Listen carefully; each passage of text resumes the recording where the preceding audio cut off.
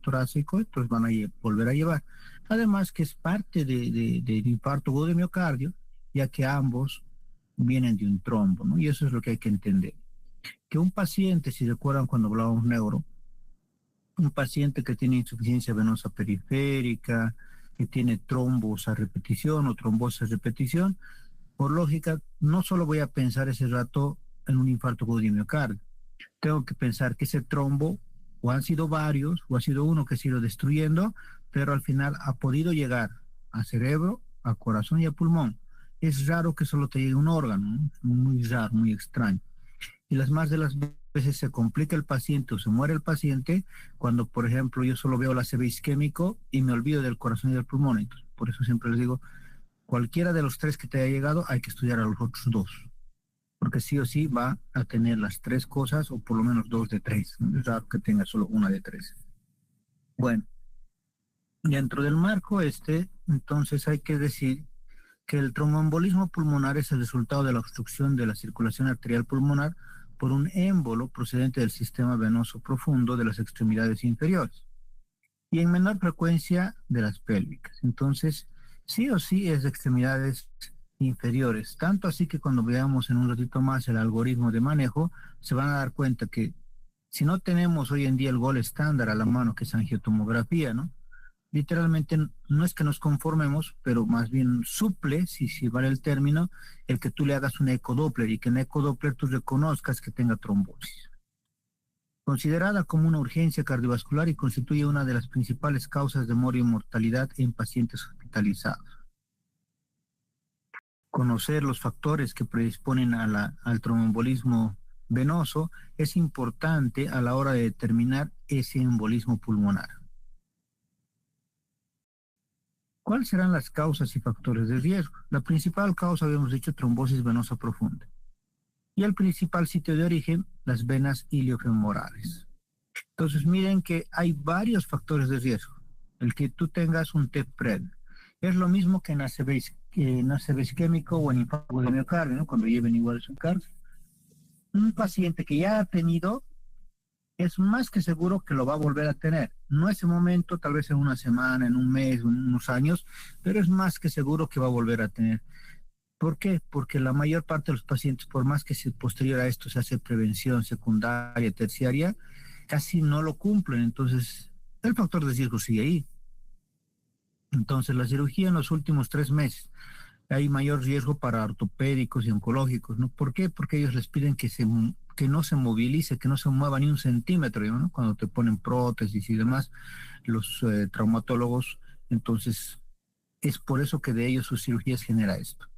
Las cirugías igual oncológicas, ¿por qué? Porque, por ejemplo, ahorita digamos yo le saco un colon izquierdo por un cáncer de colon justamente, y se van a dar cuenta de que le voy a tener al paciente sin alimentarse y demás, y va a estar botado en la cama por lo menos unos 20 días, 30 días. Es raro una cirugía oncológica en la cual a los 2, 3 días ya te diga te puedes levantar, caminar. Entonces, es más que nada por lo cruento que termina siendo una cirugía oncológica y lo misma idea por el ortopédico.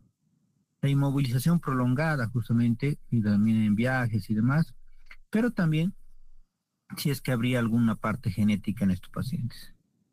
El cáncer, como por sus factores de procoagulación por el tumor y además por la diabrosis, que alguna vez les comenté. ¿Qué es diabrosis? El tumor cuando va creciendo va tomando órganos, eso se llama diabrosis, va destruyendo, si se acuerdan, ¿no? Al grado de que todo el tumor aparece entre 3, 4 órganos, ¿no? Entonces, pero esos órganos ya han sido destruidos. Entonces, esa destrucción ha lanzado a los vasos sanguíneos múltiples, por decirlo así, trombos o émbolos que ya están subiendo por todo lado, ¿no? Están taponando otros vasos. Obviamente el embarazo y al mismo tiempo el uso de anticonceptivos orales con las hormonas como una terapia de reemplazo hormonal, ¿no? Literalmente. Entonces, ya sea tanto hacia el lado de que la mujer esté embarazada por la subida y bajada de varias hormonas y al mismo tiempo por los anticonceptivos orales que igual generan lo mismo de manera abrupta y lo mismo la terapia de reemplazo hormonal. Generalmente es la subida de estrógenos lo que genera hipercoagulabilidad. enfermedades clínicas mieloproliferativas como la insuficiencia cardíaca congestiva, el EPOC, síndrome nefrótico e infecciones graves. Peor todavía si el paciente es obeso y fuma bastante, porque la obesidad como tal genera no un secuestro, estaría mal dicho secuestro, pero sí un aumento en la presión, especialmente cuando el paciente está en reposo y sentado, ¿no? Sentado o echado.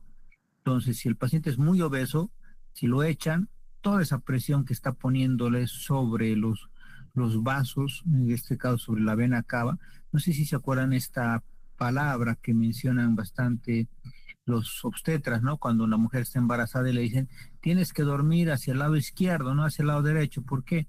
Porque si duermes hacia el lado derecho se va a dar el fenómeno de poseiros. ¿Se acuerdan? Siendo así que el fenómeno de poseiros tendría que ser que la vena cava inferior está siendo aplastada. Y al ser aplastada, entonces está dando tendencia a que tus extremidades inferiores la sangre se quede más tiempo y se coagula. Entonces forma más trombos. Uno diría entonces, como en las embarazadas, ¿no? Pero ponte hacia el lado izquierdo, a los obesos. Pero también puede generar casi lo mismo. ¿Por qué? No olviden que mucho va a depender del alto grado de presión, por lo menos la embarazada por 9 meses, pero el obeso va a ser toda su vida. Entonces, en el caso del obeso mórbido, si le pides que duerma del lado izquierdo, puede llegar a generar lo mismo. ¿Por qué? Porque hay muchos pacientes que la aorta no es literalmente no tiene las capas musculares como las nuestras. Entonces puede ser por algún error de fábrica que el paciente literalmente tiene una aorta más débil. Eso se llama el fenómeno de Meissner, similar al de Poseiros. Se obstruye la aorta y hacia atrás va a generar lo mismo. No está empujando a la sangre, por lógica, igual en las venas se está quedando más tiempo y igual se está formando trombos. Y bueno, la fisiopatología,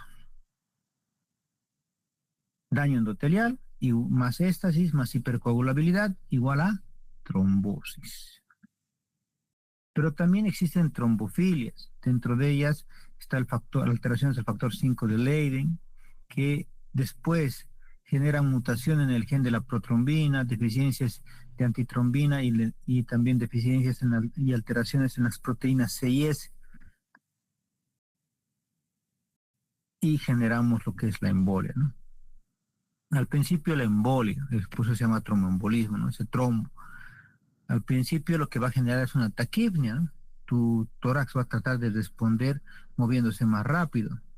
Entonces, isquemia va a estimular a los receptores J alveolares y va a generar una taquipnia más rápida todavía para tratar de movilizar. Cree tu cuerpo que va a poder movilizar esa obstrucción al hacer más rápido su trabajo, pero no lo va a conseguir, más bien lo va a taponar más.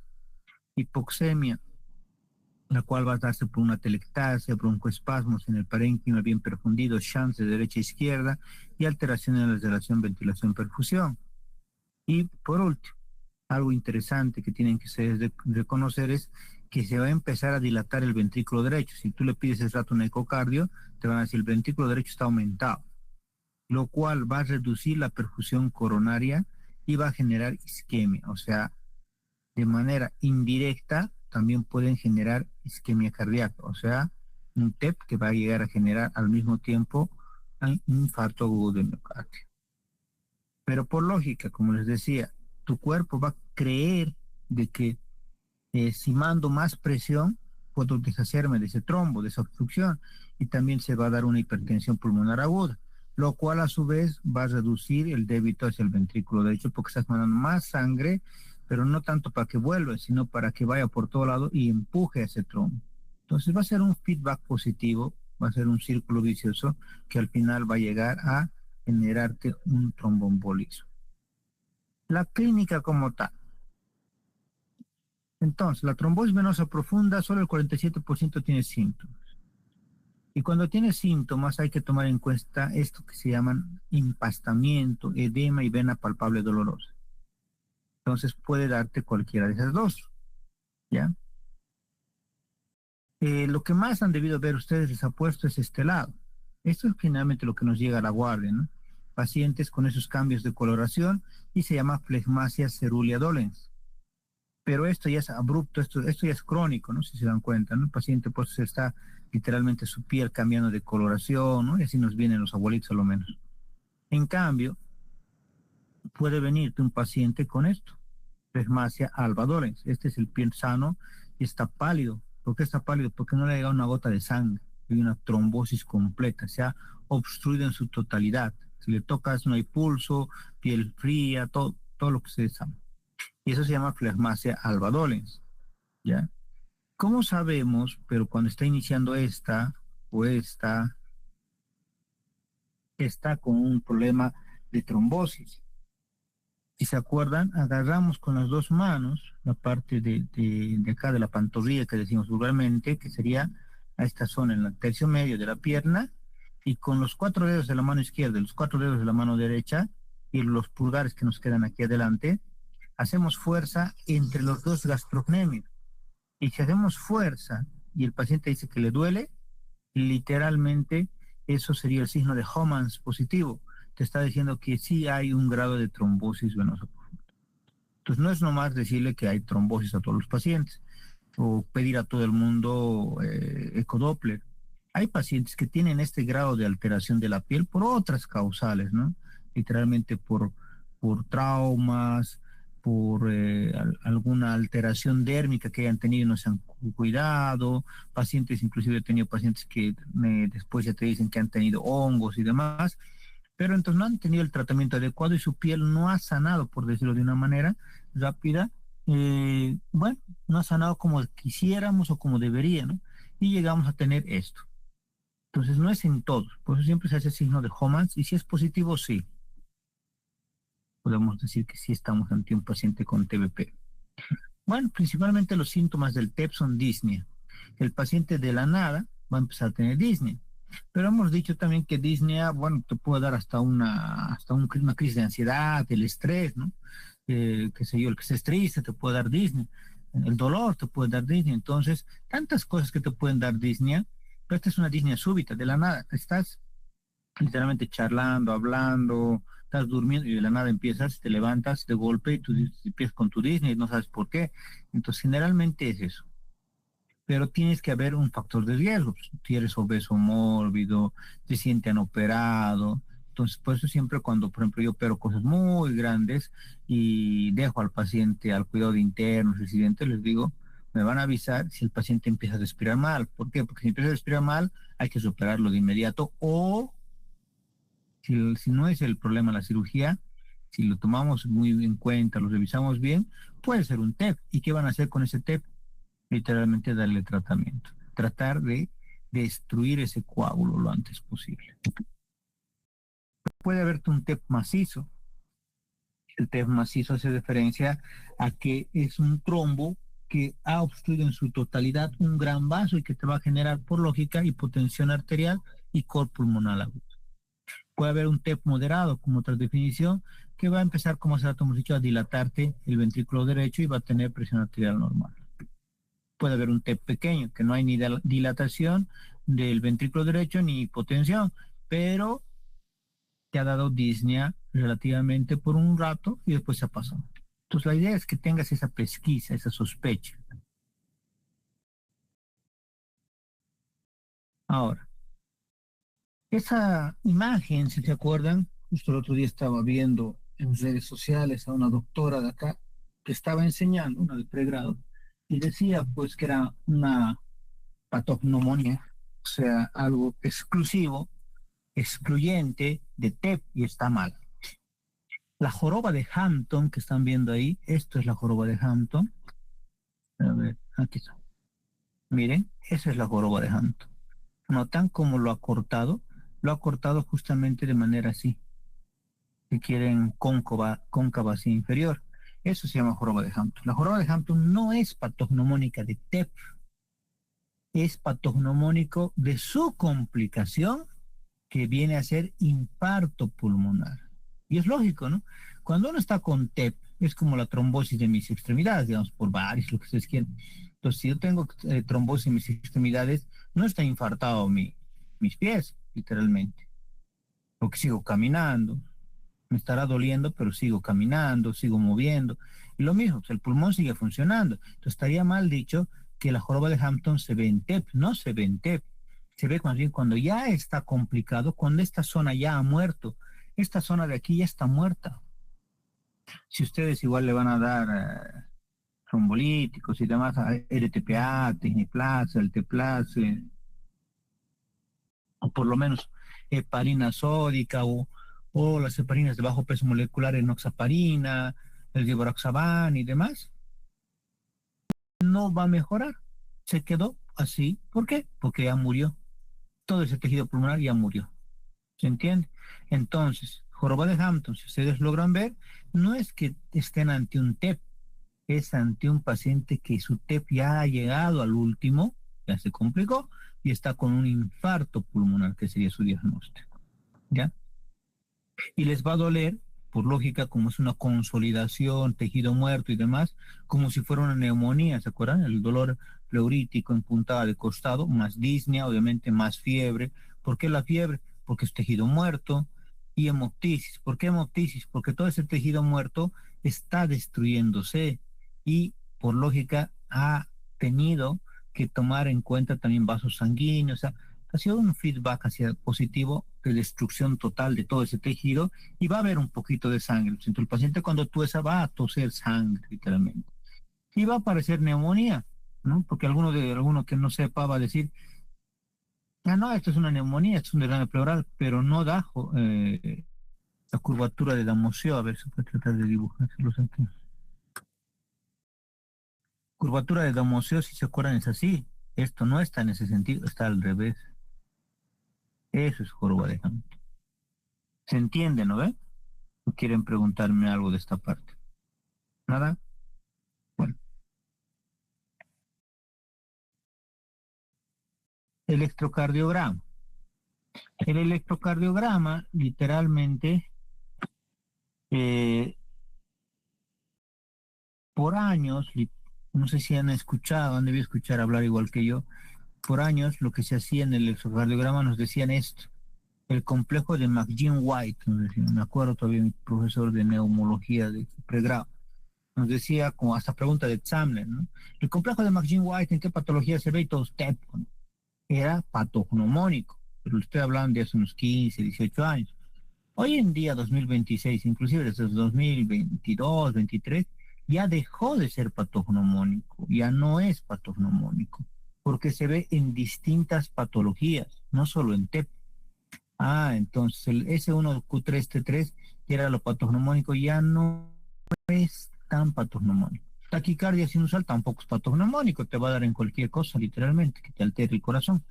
La inversión de las ondas T en B1 hasta B4 no es patognomónica, pero sí se podría decir que es el signo, digamos, un poquito más relevante hoy en día, que podría así verse y como que te dé la sospecha, no diagnóstica. Y eso es el S1Q3T3. Entonces, es la onda S en 1, la onda Q en 3, la onda T en 3 que sean negativas, ¿no? S1 negativa, ¿no? O sea, la onda S en 1, derivación 1, negativa. En la derivación 3, Q está negativa y T está negativa. Pues es S1, Q3, T3. Ondas negativas en esas derivaciones de los números y en esas ondas que serían S, Q y T. Indicativo de hipertensión pulmonar con la consiguiente dilatación del ventrículo derecho. Cor pulmonar agudo o crónico, T. Como les decía, ya no es patognomónico. Si alguien te preguntaría, yo mismo, literalmente el complejo de McGinn-White se está viendo en el paciente, en un caso clínico les puedo poner, ¿no? Ustedes no es que van a pensar ese dato en TEP. Sí, puede dar esa sospecha, pero entonces vean algo más, ¿no? Ah, es obeso, ah, tiene insuficiencia venosa periférica, entonces vayan sumando las cosas y obviamente puede, no les digo que no sea, puede que sumando más cosas sí llegues a un TEP, pero no de manera directa como antes hacíamos, ¿me entienden? Como les explico, hace unos 18 años más o menos, te enseñaban los docentes, te decían, si estás presentando esto, no hay forma de zafarse de esto. Radiografías de tórax. Hemos dicho la joroba de Hampton, ¿no? Aquí está otra joroba de Hampton. Pero también hay otros dos signos, ¿ya? Este es el signo de Westermarck. El signo de Westermarck es, como dice aquí, es una oligoemia focal con hilo pulmonar prominente. quiero que comparen, miren, y aquí se ve el hilio pulmonar, o sea, el bronquio fuente está bien prominente. Pero esto es más, si quieren, complicado de ver, esto es más para el radiólogo, imagenólogo, ¿no? Pero se los pongo porque se escriben los libros. El signo de Paya, que hace referencia a la arteria pulmonar descendente derecha de mayor tamaño. Arteria pulmonar descendente derecha de mayor tamaño. Igual, no es patognomónico, pero, y además, peor todavía, no es algo que lo vamos a ver todos. Es más para el imagenólogo y demás.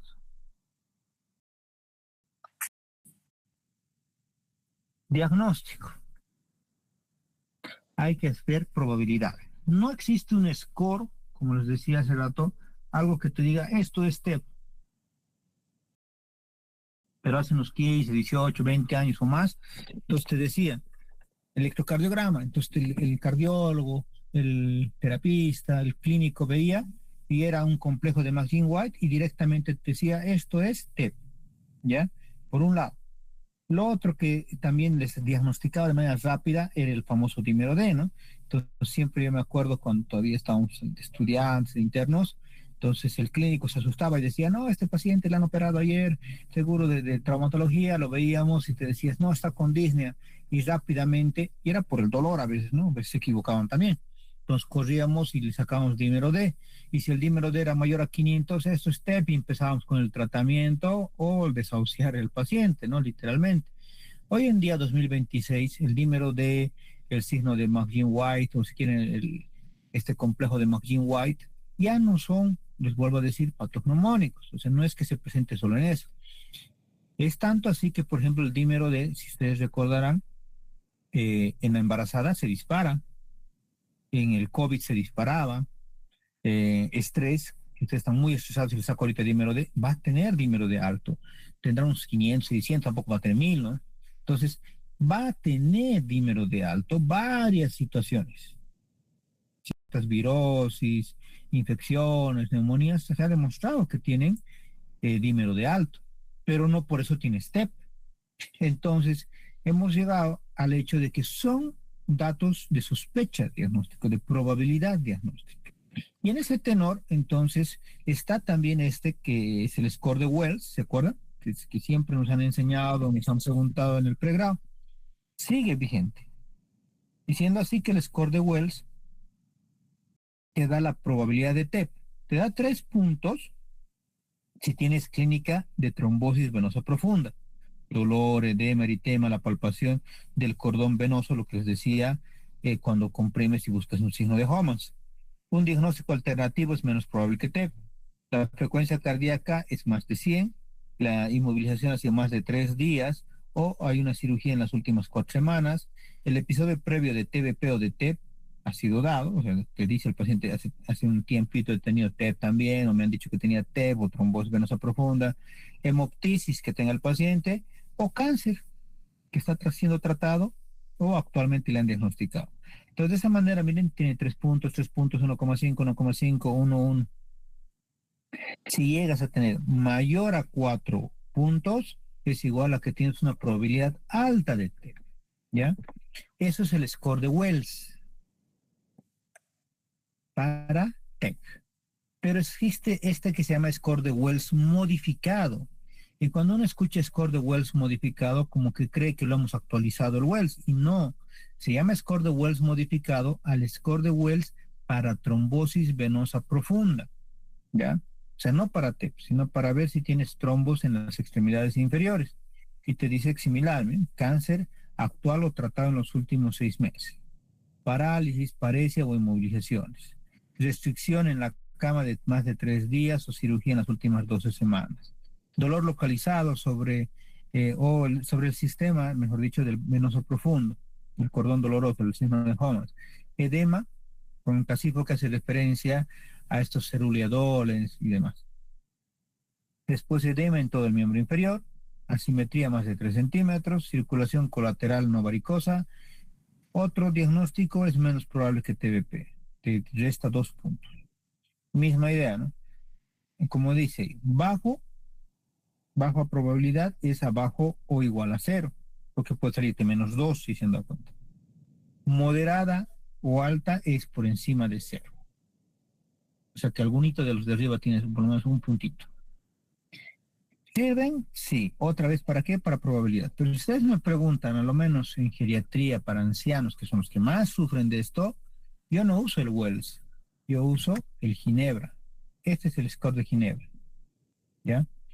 El Ginebra modificado o revisado, como quieran llamarlo, que es el actual que estamos usando, no es que descarte al Wells, ¿no? Que es el Wells el que estoy apuntándoles, que es el que por décadas, generaciones han conocido Wells. Es bueno el Wells, pero si me preguntan ustedes qué score es mejor, el Ginebra. ¿Por qué? Porque si se fijan, miren, toma parámetros como la edad mayor a 65 años, que era obvio que tenías que tomarlo. Después vas repitiendo, miren, episodios previos de TBPOT, cirugía o fractura ósea en las últimas 4 semanas, cáncer actual, dolor en los miembros inferiores, hemoptisis, el signo de Homan, ¿no? El cordón venoso le pone un poquito más de puntaje, la frecuencia cardíaca te pone con 75 a 94 latidos por minuto 3 puntos y por encima de 95 5 puntos, y el otro directamente iba a 100. Entonces, es algo que lo han hecho y lo han modificado y lo han mejorado. Y la probabilidad también se da en ese tenor. Alta probabilidad mayor a 11 puntos.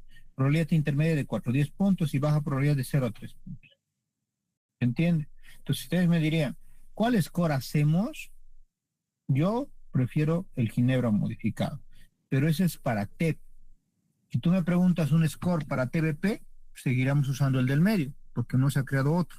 Este de acá, que este es para TBP, para trombosis venosa profunda. Ahora, si tú te quieres quedar con el score de Wells, también está bien, no está mal, ¿ya? Tiene menos efectividad diagnóstica, pero está bien en el sentido de que no solo nos basamos en scores, ¿no ve? Porque te da puntaje. Entonces, imagínate que ahí te dice mayor a 4, pues sale 3 puntos, igual que cualquier score, ¿no? Te sale un puntito más abajo, pero tú sigues pensando en esa patología, ¿vas a dejar de pensar? Esa es la pregunta del millón. Y no es tanto así, ustedes recordarán que literalmente mucho depende de ti eh, como te les puedo decir, mucho depende de ti como médico, como especialista, que realmente vas a poder decir y decidir si verdaderamente vas a optar por ello. Partir para el examen de imagen. Hay que escoger, obviamente, la angiotac. La angiotomografía hoy en día es el gold estándar. Caso no esté disponible o no sea conclusivo, el Doppler de extremidades inferiores. Caso no hubiera TBP, arteriografía es el gold estándar. Entonces, antes, para que les quede bien claro, se hacía arteriografía. Eso era el gold estándar. La arteriografía siempre ha marcado lo que viene a ser justamente este hecho tan importante de darte un contraste. Miren, para TEC nomás lo usábamos bastante. Cuando estaba yo entrando a la universidad, todavía alguna vez íbamos a la emergencia y veíamos que inyectaban directo en los grandes vasos del cuello y ese rato empezaban a disparar como locos las radiografías porque no había otra manera, no había tomografías, ¿no? Entonces, lo mismo sucede aquí en este caso. Como no tienes a la mano una angiotomografía o no tienes un tomógrafo, es lo mismo. La arteriografía es eso, ponerte un contraste en grandes vasos y ese dato súper rápido le acomodas al paciente y empieza a disparar porque ya se está moviendo el contraste y queremos ver dónde se obstruye, ¿no? Eso es arteriografía. No es lo ideal es una angiotomografía porque te lo dibujan pues, en 3D. Ahora, la ecografía. Si quieres hacer una ecocardiografía del corazón, está la transtorácica, que todos estarán dando cuenta que pones el transductor por encima del pecho, ¿no? Literalmente. Hasta ahí todo bien. Pero acuérdense que es lo mismo en abdomen, ¿no?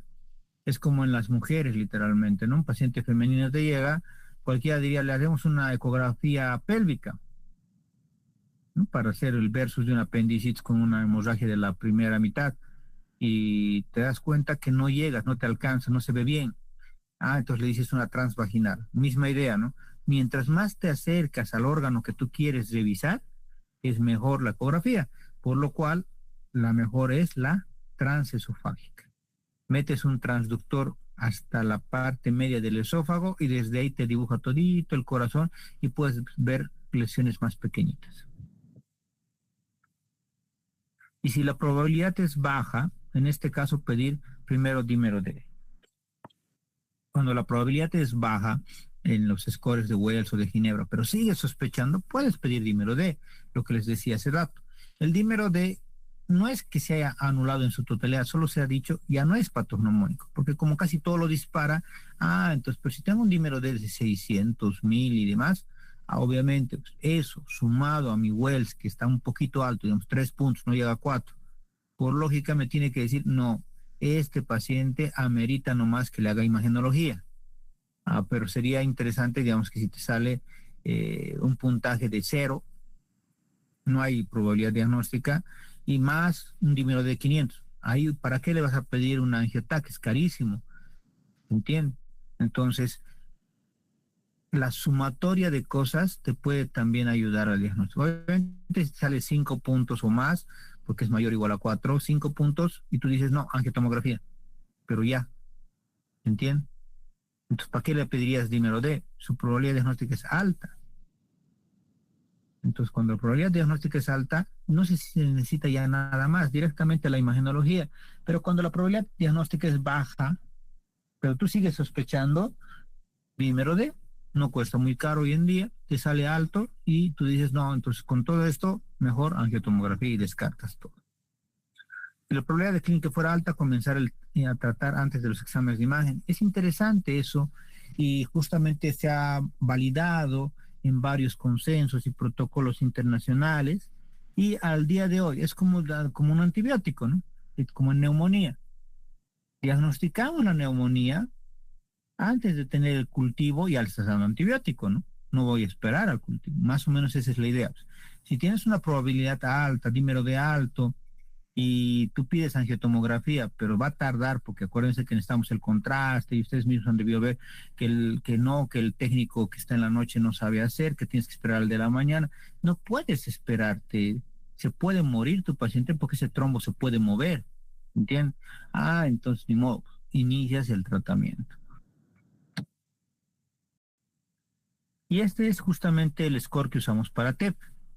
Si tenemos sospecha de TEP, este de acá, si sospechamos, hacemos el score de Wells y nos sale menor o igual a 4. Pero le sacamos porque, digamos, los decía hace rato, nos sale no muy bajo, o sea, no nos sale 0, nos sale 3, 2 puntos, pero yo sigo sospechando. Le pido dímero D y este dímero D es normal porque está menor a 500, no es TEP, o sea, es cualquier cosa menos TEP. Pero si el dímero D me sale alto y aquí me salió un score de Wells parciales, podría decir, porque salió 2, 3 puntos, angiotomografías. Ahora lo mismo, pues, aquí sin dímero inclusive. Me sale un score de Wells alto, ¿para qué le vas a pedir dímero D? El score de Wells te ha salido alto o el Ginebra te ha salido alto, angiotomografía. Y si sospechas de T por la angiotomografía, tratar como T. Pero y si no tienes examen de angiotomografía, puede pasarles, porque a veces estamos en niveles muy bajos, en primer nivel, qué sé yo, pero necesito iniciar tratamiento, podría ser cintillografía, peor todavía, pero en nuestro medio, en Bolivia, en Cochabamba, no tenemos cintillografía a la mano. Si tomografía apenas tenemos, cintillografía menos vamos a tener. Entonces, pero si tuviéramos y sugestivo de TEP, tratamos como TEP. Sin diagnóstico de TEP y no tenemos ni angiotomografía ni cintillografía, se puede hacer ecografía Doppler de miembros inferiores, ¿ya? Ecodoppler de miembros inferiores. Y haces ecodoppler y te sale positivo para trombosis venosa profunda, es TEP, pues no hay otra, ¿no? O sea, ya sabes de dónde ha salido el trombo. Y si no ha salido, o sea, te sale negativo, pero tú sigues sospechando, por alguna razón, o sea, por la clínica, sigues sospechando de TEP, entonces puedes seguir pidiendo cosas. Podrías pedir una ecografía transesofágica, resonancia magnética o una arteriografía pulmonar. Y al otro lado estará justamente el TBP, la trombosis venosa profunda. Si tú le haces el score modificado de Wells para TBP y ves que hay una alta sospecha o probabilidad, pides directamente ecodoppler, ¿ya? Y si en esta te sale anormal, ya has confirmado tu TBP. Pero si sale normal, pero sigues sospechando, le repites en 5 o 8 días. Si sale baja o moderada, pides dímero D, otra vez lo mismo, ¿no? Si aquí tú sales baja o moderada, tu Wells modificado para TBP, tú dices, bueno, ha salido bajo, pero para mí que sí tiene, porque su HOMAS no ha sido tan negativo. Ah, entonces le pediré dímero D normal, ¿para qué vas a seguir haciendo cosas? Literalmente te dice, no hagamos más nada. Pero si te sale alto, dices, no, le haremos nomás ecodoppler. Y haces ecodoppler, es anormal, es TBP. Pues. Y si sale normal, otra vez lo mismo. Acuérdense que el ecodoppler también es operador dependiente, como cualquier ecografía. Entonces, si tú sigues sospechando, pero el ecografista te ha dicho que no hay nada, pero para vos no te cuadra, entonces lo tienes en observación al paciente y en 5 o 8 días otra vez les repites ecodoppler. El manejo. El manejo con los años ha ido cambiando, ¿ya? Ha ido cambiando al grado de que,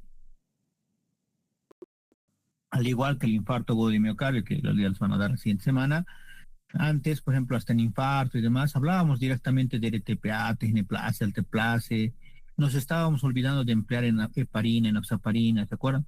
Pero hoy en día otra vez se está volviendo a tocar el tema. Entonces lo mismo sucede en TBP y en TEP. Ante esa duda y demás, ¿qué tratamiento le vamos a dar? Le vamos a empezar a iniciar enoxaparina de bajo peso molecular o heparina. Antes se usaba bastante heparina, yo mismo he usado heparina bastante, especialmente ante dudas, y eso también se los comento. Si tienes dudas, puedes usar heparina. ¿Por qué? Porque la heparina lo bueno que tiene su antídoto. Si se te pasa la mano, literalmente, y espero que no se les pase o no o se equivoquen, puedes usar el sulfato de protamina, que es su antídoto directo. Entonces, pasarle eso y se anula el efecto de la heparina. Pero también puedes usar la enoxaparina. Si bien la enoxaparina no tiene antídoto, pero lo bueno de la enoxaparina, aunque no tenga antídoto, es su tiempo. Su tiempo de acción es corto, son minutos. Entonces, por eso es que no tiene antídoto. ¿Para qué tendría? En cambio, la heparina, su tiempo de acción es largo, ¿se acuerdan? Pues ponemos cada 8, cada 12 horas. Entonces, es muy largo su tiempo de acción, por eso es que vamos a necesitar siempre un antídoto. Ahora, alguno me dirá, hemos hecho trombectomías en mi hospital. Sí, existen todavía las trombectomías, pero son muy cruentas, son muy lesivas. Dense cuenta que cuando estás ingresando por dentro del vaso sanguíneo, no les digo que esté mal, pero estimulas, muchas veces generas hasta reflejos vasovagales. Entonces, no es hoy en día lo ideal. También podrá existir ocasiones en las que vas a resecar, ¿no?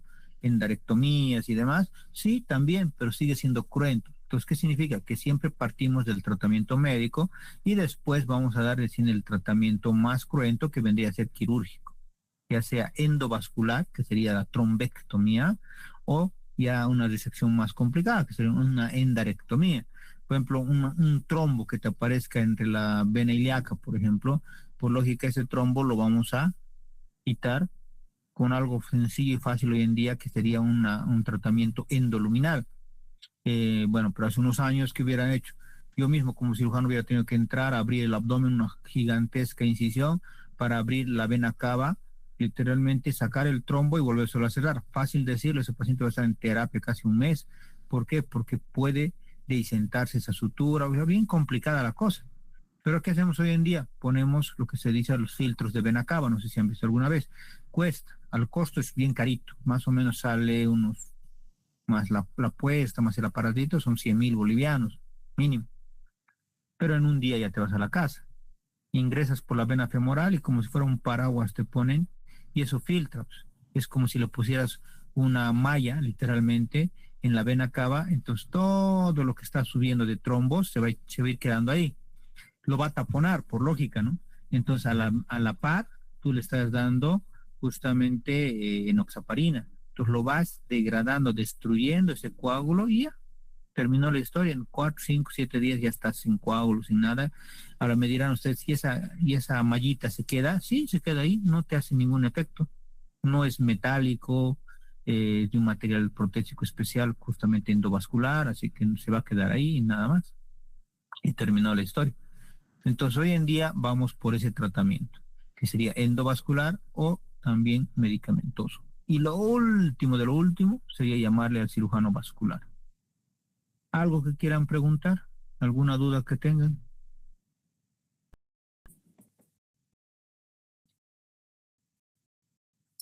¿Nada? ¿Dudas? ¿Preguntas de TEP? Doc, eh, menciona que la enoxaparina es como que el manejo inicial y si es que no funciona vamos a una trombectomía. ¿Cuánto tiempo deberíamos esperar a ver si funciona la enoxa? Miren, en realidad, para que les quede más claro, ¿ya? O sea, es como en el infarto agudo de miocardio, ¿no? Literalmente el tratamiento es darlo lo antes posible. Mientras más rápido lo des, obviamente va a ir mejor. Ahora, ¿cuánto es el tiempo? Según los protocolos actuales, tomamos en cuenta 4 a 6 horas. En ese tiempo tú te vas a dar cuenta de que ya ha consolidado, digamos, en este caso TEP, solo hablando del TEP, ¿no? Ya ha consolidado tu infarto, o sea, ya ahí paras. Inclusive, mira, si yo ya veo la joroba de Hampton, ¿para qué le darías si ya sabes que ya se ha consolidado el infarto? Ahí sí sería un error graso, ¿no? Porque lo vas a hacer sangrar. Entonces, ¿cuándo darías tratamiento? Primero sería la pregunta. Cuando tus criterios de Wells o score de Wells están elevados.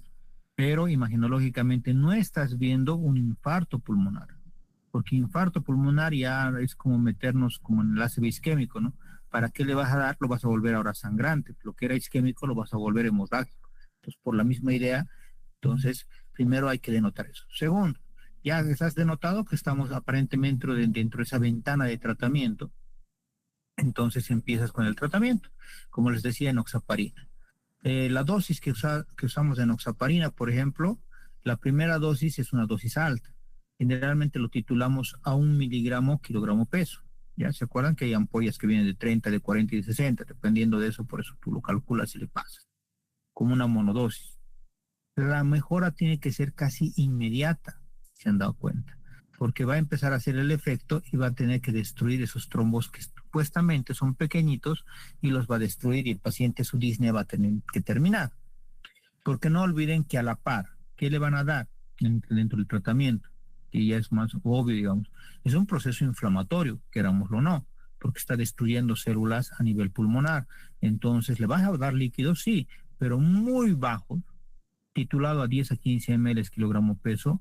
Yo a eso le aumento justamente Maric, que siempre les enseño, que es complejo B, vitamina C y corticoides. A pulmón, ¿qué mejor llega que la hidrocortisona? Dexametasona. Entonces, ya le estoy desinflamando.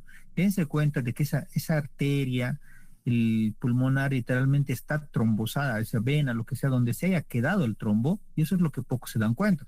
Está inflamada, porque el trombo se ha trancado ahí. Todo ese sector está inflamadísimo.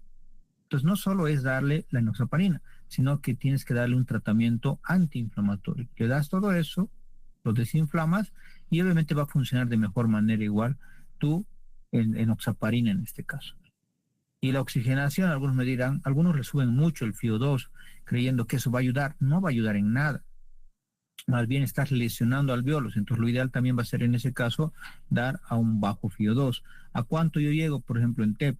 30, 40. No pasen de eso. ¿Por qué? ¿Por aquí le vas a subir más? ¿Qué estás buscando? Como el otro decía, ¿cuál es tu objetivo? ¿Para qué le quieres subir más?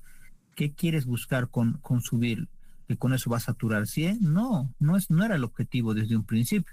Tomando en cuenta que TEP, a los que más te va a dar, son ancianos. Entonces, ¿para qué quieres subirle tanto? Por eso 30, 40 es suficiente. Entonces ya estamos dando líquidos, estamos dando la parte de oxígeno, estamos dando la enoxaparina. ¿Qué más le tendrías que dar? Por lógica, un analgésico. ¿Por qué? Porque está doliéndole en puntada de costado, porque ya se está infartando y tienes que tú saber decidir, ¿esa disnea es por dolor o esa disnea es eh, por el TEP? Entonces, te conviene darle analgésico. Le das un analgésico a dosis bajas, pero le estás dando analgésicos. Y ya con eso estarías ya casi dándole todo. tomando en cuenta que también deberías darle un antibiótico, porque no solo porque esté en el hospital, tomando en cuenta de que si ya está generando un infarto pulmonar, es tejido muerto y está dentro de tu pulmón, por lógica, es un caldo de cultivo para que te dé una neumonía en esa zona, ¿no? En esa locación. Entonces, ese es el tratamiento que se hace. Como te decía, 4 a 6 horas. Obviamente vamos a ser más radicales, más osados, mientras más joven sea tu paciente. Porque si tú te pones a pensar, si es un paciente de 25 años que le han operado de, qué sé yo, de múltiples fracturas por accidente de tránsito, y tú estás sospechando en TEP, le ponemos una enox, no mejora, sigue con Disney, no es el dolor, es algo más. Le haces angiotomografía, ¿ves? Ah, entonces ni modo, vamos a tener que hacer justamente la enoxaparina más a la postre llamar al vascular para que el vascular justamente pueda hacerle una trombectomía, que es literalmente ir mediante una vena, generalmente dependiendo de dónde está, ¿no? Puedes entrar desde la femoral, puedes entrar desde la yugular, entras, no sé si han visto alguna vez, entonces algunos tienen un aparatito para que se abra como un paraguas, otros tienen un aparatito como, no sé si han debido ver más RCP ustedes en sus rotaciones, literalmente como la canastilla de dormio que decimos, o sea, lo captura al coágulo y lo empiezas a traccionar hacia el lugar por donde has entrado. Entonces lo has capturado y lo vas subiendo. Y si es un trombo que ya se ha destruido, pero en la ecografía Doppler has visto que tiene múltiples trombos en inferiores, en miembros inferiores, ahí sí sería lo ideal. Además de haberle dado la enoxaparina, tendrías que esperarte un poquito, unas 6 12 horas, a que termine su efecto de la enoxaparina en su totalidad, y recién entrar, porque es un poquito más grande la incisión, entrar por femoral y ponerle justamente el paraguas. Le pones un paraguas, un filtro de la vena cava, cosa de que ya de ahí en adelante va a empezar a subir trombos por doquier, pero se va a ir quedando en la vena cava. Entonces, eso también hay que tomar en cuenta. Y un clásico error, porque el paciente es añoso y además que el paciente es ¿cómo se llama? Posoperado a veces, le pasamos, alguna vez les dije, y no se debe hacer, mezclar vitamina K con ácido tranexámico. Ha demostrado que mezclar vitamina K a altas dosis y ácido tranexámico a altas dosis es igual a trombosis. Pacientes jóvenes te dan trombos, tú dices, pero ¿por qué si no tenía nada? Tú le has generado trombos. ¿Y a quiénes les pasa? Generalmente a los médicos jóvenes que se asustan, ¿no? Imagínate que, digamos, le pasó a un colega, a un residente, que yo formé, me llama porque le había pasado, operó un estómago, creo que les conté, operó un estómago y el inteligente se asustó porque el estómago sangra harto, ¿no? Entonces solito operó, me llama ya para la segunda cirugía, pero no era necesaria una segunda cirugía, lo que su paciente tenía porque no caminaba era fácil el diagnóstico. Le digo, ¿qué le has puesto? Reviso la historia clínica y veo que le puso vitamina K a altas dosis y a la par le puso ácido tranexámico a altas dosis, juntos, por 3 días, paciente de 21 años. Cualquiera no hubiera pensado en eso. Entonces, ese rato que le pedí una tomografía, inclusive simple. En la tomografía se veía una mancha, entonces, si hubiéramos querido, le hubiéramos hecho una angiotomografía, pero ya era una trombosis, era más que obvio. Está descrito en la literatura de que no se mezcla vitamina K con ácido tranexámico. O le das vitamina K o le das ácido tranexámico. Si las dos las das juntas, genera formación de trombos en paciente que no tenía trombos previamente. ¿Ya? ¿Algo más?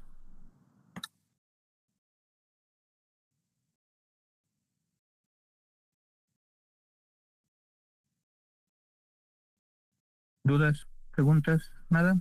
Bueno, vamos a pasar al otro tema, doctores. Bueno, 2 temas más que tenemos para hoy día, que vendría a ser EPOC, exacerbaciones y crisis asmática.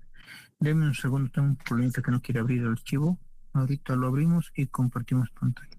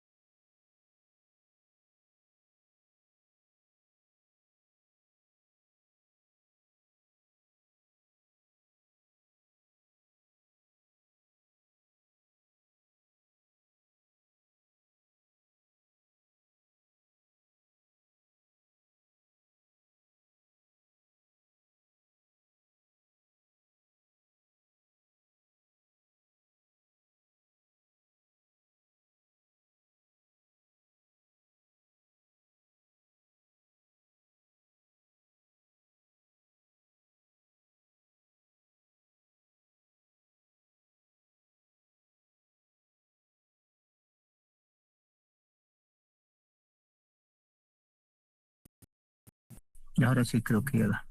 Un segundito.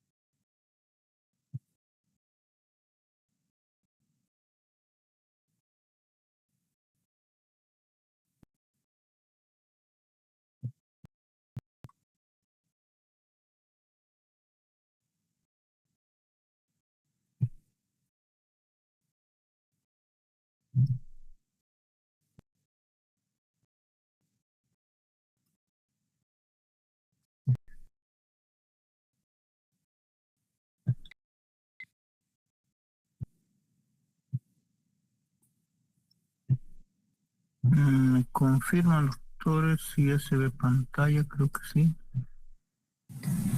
Doc, sí logra verse. Ya, gracias. Bueno, ahora vamos a ver entonces EPOC exacerbaciones y acto seguido vamos a ver también lo que viene a ser crisis asmática. Lo primero, vamos a ver que dentro del marco de la definición, entonces es un síndrome caracterizado por obstrucción difusa de las vías aéreas inferiores de carácter irreversible con destrucción progresiva del parénquima pulmonar. Eso dentro de la clasificación o definición más latina, porque esto está descrito en los protocolos brasileños. Los protocolos españoles, en cambio, lo definen como un estado de enfermedad caracterizado por la presencia de obstrucción crónica al flujo aéreo debido a lesiones bronquiales crónicas o enfisema. Y de igual manera, la obstrucción al flujo aéreo es lentamente progresiva. Entonces, si tomamos en cuenta las dos definiciones más grandes que tenemos actualmente, tenemos justamente, digamos, una definición propia, ¿no? Que lo importante, carácter irreversible, no hay una cura literal. Segundo, que es lenta progresiva. Obviamente es crónica. ¿Ya? Entonces, eso para tomarlo en cuenta. Entonces, ambas definiciones para mí se colaboran, se ayudan entre sí para poder tener una definición más concreta, más ideal, literalmente, al margen de que no tenemos aquí en Bolivia, obviamente, una definición única que nos ayude tampoco. Bueno, entonces, tomando en cuenta esos detalles, vamos a hablar ahora de esto. En esta imagen ustedes lo que están viendo justamente es un pulmón, perdón, donde miren, lo normal que debería de ocurrir es esto. Entra la sangre venosa y sale la sangre arterial, ¿no? Donde es el pulmón normal. Pero lo que vemos en un paciente con EPOC, y sabemos que hay de dos tipos, el pulmón de un paciente con EPOC enfisematoso, como están viendo a este lado, hacia la derecha, y con el paciente del pulmón con bronquitis crónica. En el paciente con bronquitis crónica, que es el que más tenemos a la mano en pacientes que no EPOC, justamente miren lo que pasa. Literalmente, bronquiolos respiratorios y terminales están llenos de moco, como están viendo. Entonces hay una hipertrofia, hiperplasia de las glándulas submucosas, se espesa la pared brónquica por edema e infiltración inflamatoria. En el otro lado, el pulmón con enfisema, literalmente se agrandan los espacios, aparentemente sería mejor, ¿no? Porque miren los alvéolos quedan gigantes, ¿no? Ya no como estos que son chiquititos los alvéolos, pero por la destrucción progresiva de los septos alveolares, se divide en centroacinar relacionado con el tabaquismo, panacinar relacionado con alfa-1-antitrypsina. Pero si se acuerdan esto de pregrado, existe mayor poder de intercambio en estos de aquí, que son como racimos de uvas, versus en estos de aquí gigantes. ¿Por qué? Porque aquí por dentro han perdido todas esas paredes que los comunicaban. Y era por eso que ganaban más centímetros cuadrados, literalmente, de intercambio estos de acá. Entonces, en ambos, literalmente, también nos juega en contra lo que son los bronquiolos, porque en ambos, miren, están edematizados, inflamados, casi cerrados. Entonces, por lógica, está entrando poquito aire, y de ese poquito aire, sabiendo que el 21% es oxígeno, entonces todo te está girando en contra. Y en este especialmente, que es el que más nos llega a la guardia, además tiene esto, pues, ese espesamiento de moco. Al tener eso más, peor todavía, porque es ahí donde va a quedarse más bacterias literalmente. Y vas a llegar a tener un paciente que va a tener justamente una infección intrahospitalaria. Ahora, tomando en cuenta ese gran detalle, aquí, ¿cuál será nuestra definición de lo que estamos llevando ahora? Les dije, no vamos a hablar de EPOC, porque EPOC como tal es la enfermedad y eso lo llevo en pregrado. Al hablar de emergencia se llama exacerbación del EPOC. Como pueden ver, esta sería su definición. Su definición sería entonces que es un evento agudo con deterioro clínico, el aumento en la disnea, tos y expectoración basal del paciente más allá de la variabilidad diaria y suficiente para requerir modificación del tratamiento regular. Elevación de biomarcadores de reacción de fase aguda y procalcitonina. Diagnósticos de exclusión tenemos que tener, pero literalmente es un evento agudo, donde lo primero que sospechamos, infección. ¿Por qué germen se acuerdan? Haemophilus influenzae. Teniendo la definición, lo que vamos a ver ahora justamente es puntos claves para el diagnóstico diferencial. ¿Pueden haber otras enfermedades pulmonares que te den lo mismo? Sí. La neumonía, un derrame pleural, neumotórax, TEP, obstrucción de la vía aérea alta, aspiración recurrente de contenido gástrico, especialmente en pacientes ancianos con deterioro cognitivo. También pueden ser enfermedades no pulmonares, arritmias cardíacas, cardiopatía isquémica, insuficiencia cardíaca, trastornos de ansiedad o pánico. Otros, las drogas como los betabloqueantes no selectivos o sedantes también pueden generarnos una clínica más o menos similar y tú puedes equivocarte ante esta situación. Entonces, ¿cuál será la clínica de EPOC como tal? Y esta es una pregunta que tienen que ustedes siempre hacerse porque es bien interesante. Cuando la encontré, esto lo encontré, por ejemplo, en los lineamientos españoles. Y decía, ¿por qué todo el mundo sabe que la tensión arterial, o sea, la presión arterial, se controla midiendo la presión arterial misma, ¿no? Y en cambio, pocos saben que controlar un EPOC se hace con espirometría forzada. Y eso es algo cierto. Miren, les decía yo el otro día a ustedes mismos que espirómetros como tal, pocos saben usar, no es difícil, no es un equipo complicado, es fácil, pero pocos saben usar y peor, pocos hospitales lo tienen. Yo me acuerdo, por ejemplo, de acá, un profesor, me acuerdo de neumología de la facultad, aquí trabaja en el CETO, fue el primer neumólogo en Cochabamba que tenía, y él solito se compró y empezó a usar, entonces, pero nadie más, había N neumólogos en la Caja, en el Viedma, y nadie tenía, todos literalmente se basaban supuestamente en la clínica, pero está mal. ¿Por qué? Porque no le hacías una buena evolución a tu paciente. Porque si tienes EPOC, igual que tienes, si es hipertenso, necesitas un tensiómetro, si tienes EPOC, ¿cómo te voy a evaluar? Con espirometría.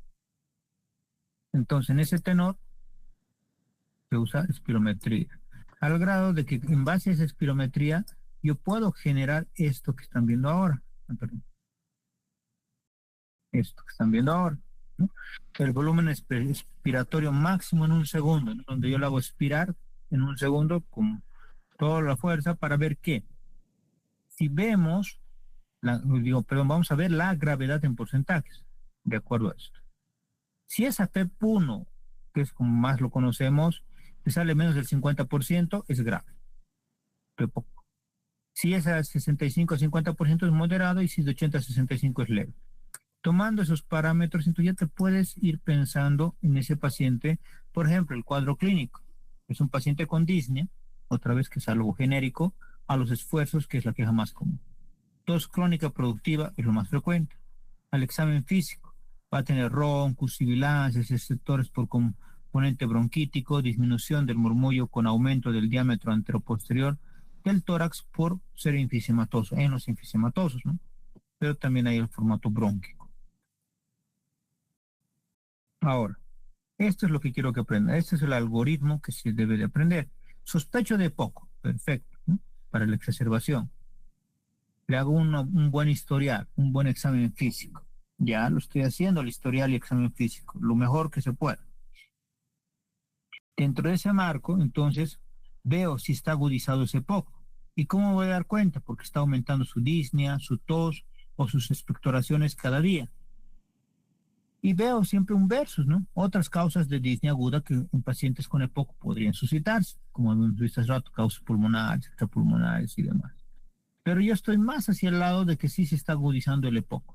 ¿Y cómo puedo pensar en eso? Especialmente si el paciente es brónquico, ya, tiene bronquitis crónica, porque como hay más moco, más espeso, entonces es más fácil de que se infecte y una infección me dé la exacerbación.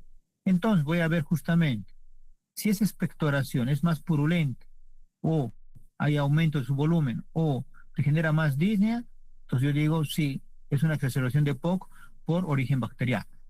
Pero si los síntomas respiratorios superiores han aumentado con expectoración en más volumen o más disnea, es viral. ¿Por qué? Porque no ha aumentado justamente el que ser más purulento. O literalmente ha aumentado solo el volumen y la disnea, o la disnea mejor dicho. Entonces ahí sí, sabemos que es exacerbación del EPOC, pero todavía no sé la causa, es inconcluso.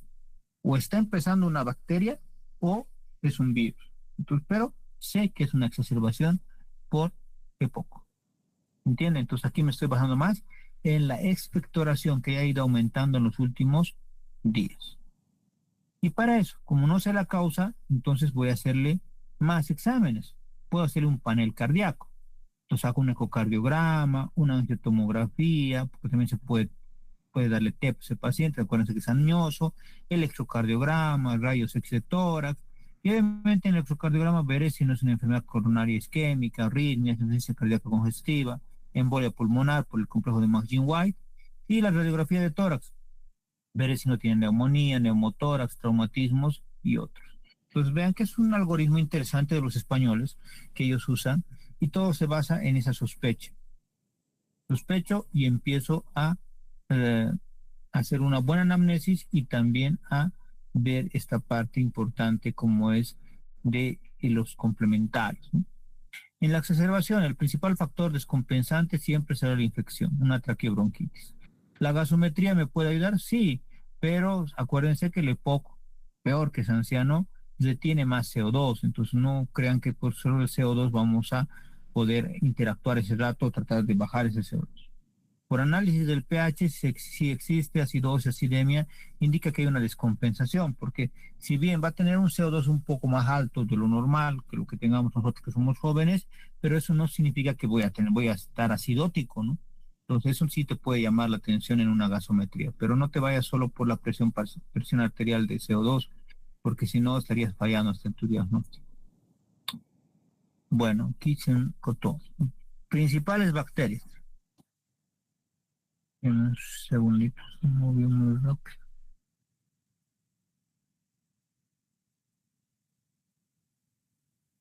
Ahí.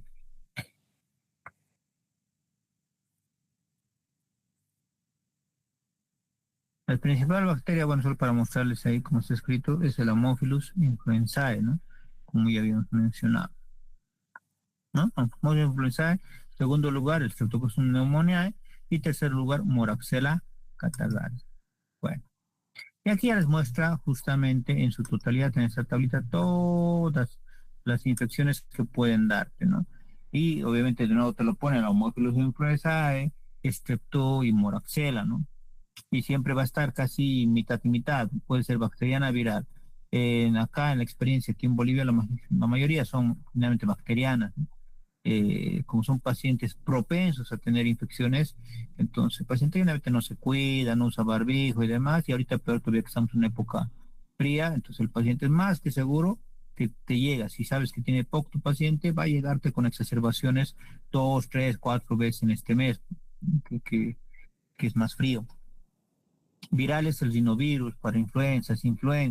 Ahora un error que han debido ver ustedes clásico, ¿no? Extrañamente empieza todo el mundo a decirte que te vacunes contra la influenza, pero está mal. No se debe de vacunar en ningún país del mundo, excepto aquí, vacunan la influenza en invierno. Se supone que la influenza se vacuna en verano, cuando obviamente no estamos resfriados, y ahí sí es bueno la vacuna contra la influenza porque dura un año, ¿no? Y en el siguiente verano te van a volver a Porque si te ponen la vacuna y tú estás resfriado, más bien agravas el cuadro clínico. No es lo mismo que en el COVID, pues se acuerdan, no te dejaban vacunarte si estabas con COVID. Esperabas y después te ponen. Puede haber también no infecciosas, la contaminación ambiental, especialmente abuelitos que viven justamente en el centro de la ciudad, ¿no? La exposición a bajas temperaturas y de origen desconocido.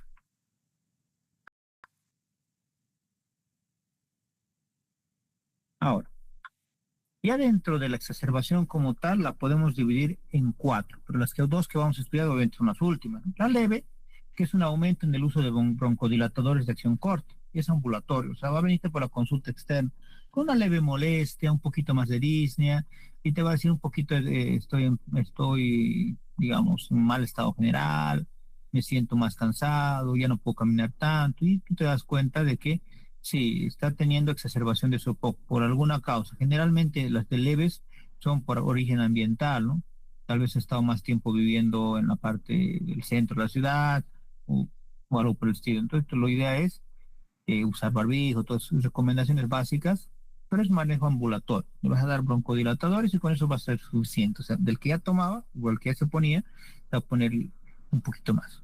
Moderado por lógica ya te va a venir con más disnea, inclusive molestias, hasta dolor en puntada de costado, porque ya tiene una infección. Entonces, por lógica, ¿qué le vas a dar? Antibióticos. También es ambulatorio y a veces vienen por la emergencia, entonces puedes manejar. Grave, aquí sí ya un poquito lo tomas en cuenta porque hasta lo vas a tener que hospitalizar. Vas a darle corticoides, ya, antibióticos orales y lo más seguro es que le des endovenosos. ¿Por qué? Porque ya lo has visto o alguien ya lo ha visto en la consulta y le han dado de manera ambulatoria, pero no ha revertido. Si es muy grave, obviamente va a venir con riesgo de vida, que requiere uso de corticoides, antibióticos endovenosos, en ocasiones ventilación asistida. Lo que les decía el otro día. Una cosa es que el anciano no tengas que intubarle siempre, el EPOC, peor todavía, no tienes que intubar porque viene con CO2 alto, viene con oxígeno bajo, se satura bajo, satura, no sé si alguna vez han tenido un paciente de estos, el EPOC normal, sin exacerbación, te viene a la guardia saturando 40, 50, pero está tranquilo, no es necesario que le hagas nada, ha venido por otra cosa, para que le dé su metformina, qué sé yo, para que le vea su presión, para que le cure su ñero, ha venido cualquier otra cosa menos para vos. Entonces no es solo ese dato a todo el mundo saturar y asustarse, ¿no? Y intubarlo, ¿no? Está tranquilo y demás, no tienes nada por qué hacerle nada. Versus también el paciente que solo sea añoso y no sea poco, que igual va a ser bajo, va a estar 70, 60 de saturación y es normal, porque también su pulmón ya está fibrosándose, ¿no? Entonces no sería ilógico buscar un 80, 90. Y por último tenemos al exacerbado. Pues el exacerbado sí te va a venir con 30, 40 de saturación, eso sí es muy bajo, ¿no? Para cualquier paciente. Entonces ahí si te asustas un poquito, le inicias un FIO2 no alto, acá titulado, tasado, como quieran hablarlo, a 30, 40, como decía hace rato. No lo suban mucho, no es la idea. No ha venido para que le des oxígeno, si quieren saberlo, así puntual, ¿no? Porque si en el momento que tú te pases un poquito, le des 50, 60 de FIO2, van a ver que les va a entrar en paro. Y ahí sí va a ser un caos total. ¿Por qué? Porque para en vano tanta cosa vas a hacer, no lo vas a sacar. ¿Por qué? Porque ni siquiera tenemos ventilador mecánico a veces en la emergencia, nos la podríamos jugar en el ventilador mecánico. Les dije, ¿no? Hay opciones, el ventilador que te da para jugarte con el tiempo de inspiración y expiración para que otra vez vuelva a ganar su CO2. Pero eso no va a ser en un minuto, va a ser en días. Entonces, no hay forma que tú le hagas algo ese rato de manera inmediata y a veces está solo. Entonces, consejo, por eso en el anciano tengan un poquito más de cautela, no le quieran subir tan rápido, pero sí, como les dije el otro día, vean bien esta parte que les había dicho, de que el anciano respira más por la boca, a ver, fíjense en los ancianos que decían a la guardia, no respira por la nariz, por varios inconvenientes, ellos respiran por boca. Entonces, también está mal que ustedes le pongan puntas nasales, porque se sigue bajando más su FIO2, porque si yo le doy, digamos, tasado a FIO2 a 24, ¿no? Le aumenta un litrito. Entonces 24 va a volver a ser 21, ¿por qué? Porque él está respirando por boca y lo mezcla otra vez y obviamente ha disminuido esa cantidad de oxígeno que está entrando por nariz. Entonces vean eso. y le ponen una mascarita, pero no le pongan máscara con reservorio, por lógica, porque ¿para qué quieres un FIO2 tan alto? Mascarita normal, hasta te va a servir para nebulizarle, entonces una máscara simple y le pones a 5 6 litros, ¿no? 6 por 5, 30, 30 más 21, 51, inclusive ya es muy alto. A 5, 5 por 5, 25 más 21, 46. Ya, perfecto. Entonces con eso va a estar tranquilo, está respirando por boca, le estás dando un poquito de oxígeno y va a estar tranquilo y bien. Y obviamente como no es trauma, siempre siéntenlo, le va a ayudar más todavía, ¿no?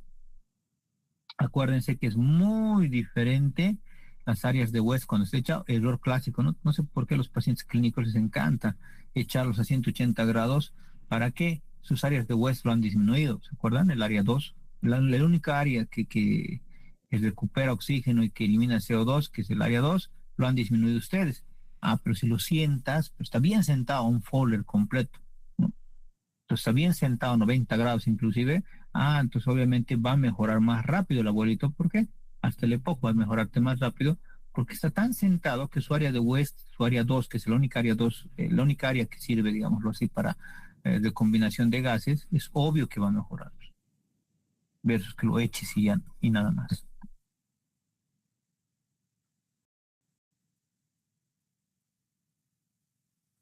Ahora, dentro de ese marco, entonces les decía, vamos a ver más que nada a los dos grupos finales. Entonces, factores a considerar.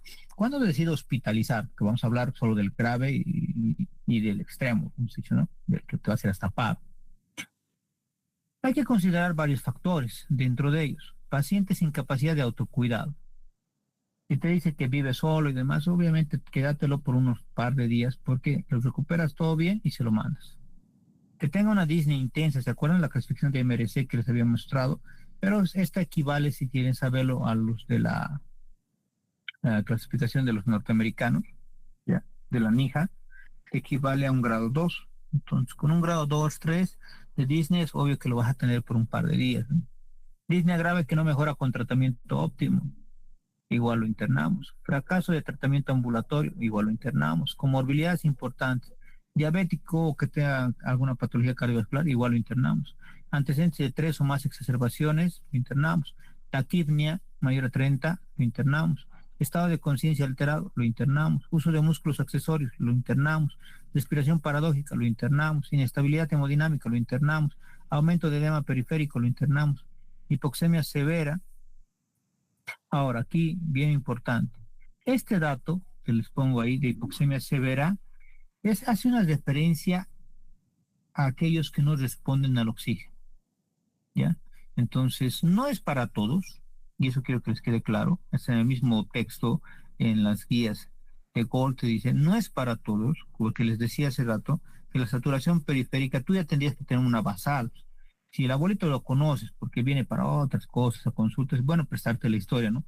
Cuando ha venido otra cosa, controles y demás, ¿cuánto satura? ¿Cuánto es su basal? Esa es la pregunta. Porque no es bueno basarte solo en el dato seco de menor a 90 y lo interno, ¿no? Si él saturaba 50 siempre, ¿para qué lo vas a internar? Si no necesita, ¿entiende? Entonces siempre tomen en cuenta ese parámetro que está ya descrito dentro del texto, ¿no? Hipercapnia con acidosis respiratoria, que hemos dicho hace rato. Sí, tiene derecho a tener hipercapnia, porque gracias a eso respira, pero no tendría por qué tener una acidosis peor acidemia. Entonces si la tuviera, sí, la vamos a tener un poquito para ayudarle a mejorar, porque por ser anciano no va a mejorar tan rápido su acidosis, ¿no? Que se supone que la acidosis solito no mejora, pero el anciano ya no va a poder hacer eso.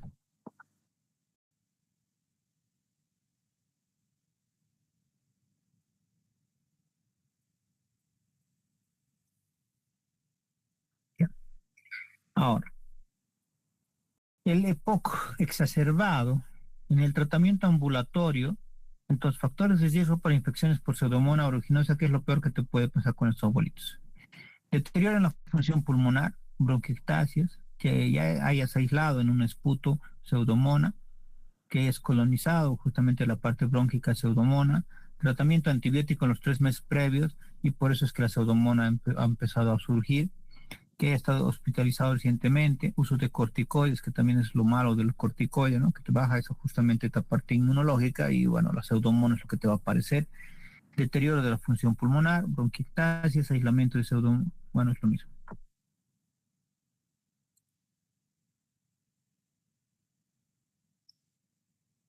Ahora sí. Entonces, ya tomando en cuenta aquí está lo que les decía, ¿no? ¿Qué es lo que le voy a hacer al exacerbado? Ya, es un paciente grave o crítico, habíamos dicho, ¿no? Que es el que vamos a manejar. Entonces vemos esto bien importante. Solo se debe usar flujos bajos de oxígeno, máximo 3 litros por minuto, ¿ya? Entonces, por puntas inclusive, ¿no? Y vemos la respuesta. Y si vemos que la respuesta no es la que queremos, o sea, sigue el paciente medio somnoliento, no está respondiendo bien, podemos llegar a usar, como les he dicho, hasta 5 litros. Pero lo ideal, 3 litros. Y lo mejor, si tienes a la mano, que a veces no hay, es el Venturi, ¿no? Si se acuerdan, un Venturi a 2 o 4 litros, igual estamos titulando a 24, 28 de FiO2 por mascarilla, que es muy bueno. Pues en los pacientes con EPOC, el centro respiratorio responde no al nivel de CO2, o mejor dicho, ahí se me fue el no, responde al nivel de CO2, literalmente. No responde, tenía que decir, a la disminución del oxígeno, que es lo que nosotros respondemos. ¿Ya? ¿Qué otra cosa más le vamos a hacer aparte de oxigenoterapia? Como ven acá, hay que darle antibióticos. Si tú estás bien, por ejemplo, que tenga dos de estas siguientes condiciones: aumento en el volumen de la secreción del esputo, aumento o alteración de su aspecto purulento, aumento de la intensidad de la disnea, hay que darle antibiótico. Si sabemos que las principales bacterias son Haemophilus, Streptococcus y Moraxella, entonces el antibiótico tendrá que ser para una exacerbación leve moderada amoxiclavulánico para la consulta, pero para una exacerbación más grave, moderada, grave, justamente tendrá que ser quinolonas respiratorias, levofloxacina.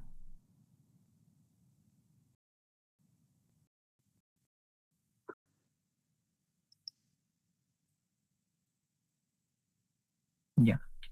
Ahora, entonces, aparte de darles el antibiótico, es obvio que le vamos a dar algo que abre esas vías respiratorias que están muy cerradas, ¿no? Que están con mucho líquido espeso y demás.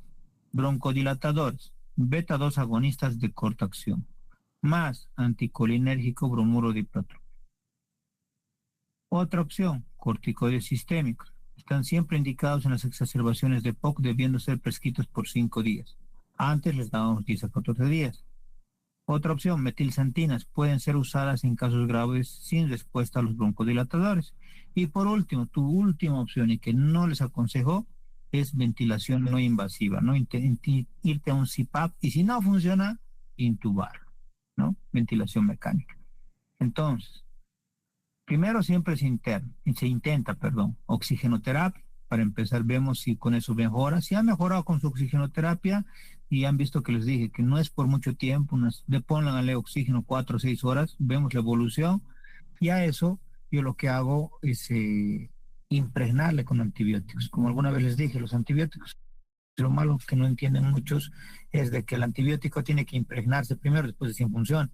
Por ejemplo, si le van a iniciar, perdón, si le van a iniciar levofloxacina o cipro, que también va bien, entonces impregnenle. Entonces yo en estas 4 o 6 horas no es que me lo voy a quedar y lo voy a mirar. Igual que hace rato, le pongo Maric, le pongo una solución bien pequeñita, 250, con su complejo, con su vitamina C y su dexametasona. Ya está, con eso va a estar mejorando. Y le hago agoteo igual, le pongo lo que va a venir a ser la levo o la cipro.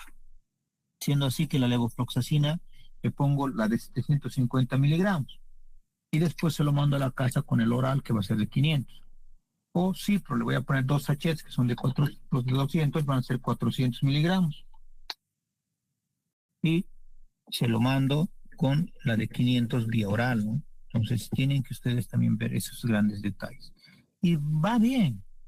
Y es raro que yo necesite llegar a metilsantinas, que casi ningún hospital tiene, o llegar a un CPAP que ningún hospital público tiene, o peor, que llegue yo a intubar, que es lo peor, como les digo, porque de ahí es raro que salga. Acuérdense que es un pulmón dañado, está lleno de líquido, lo más seguro es que se agarre una bacteria intrahospitalaria, va a tener terapia intensiva, todo un show va a ser y el paciente se va a morir. Entonces siempre en esto es un poquito más de paciencia y no se hace tan abruptamente como algunos quisieran, porque acuérdense que no necesitan ni siquiera de nuestro oxígeno, necesitan de tan solo volver a estabilizarse con su CO2 que ya tienen, ya está funcionando. Ahora, se me fue un poquito de... Ay,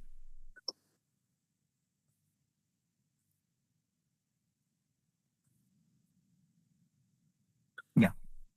Ahora, para ver las dosificaciones, ¿qué broncodilatadores le podemos dar a esta exacerbación? Salbutamol. Vamos a iniciar con 200 o 400 miligramos cada 30 minutos, hasta 3 veces. Y mantenimiento de 200 o 400 miligramos cada 4 o 6 horas.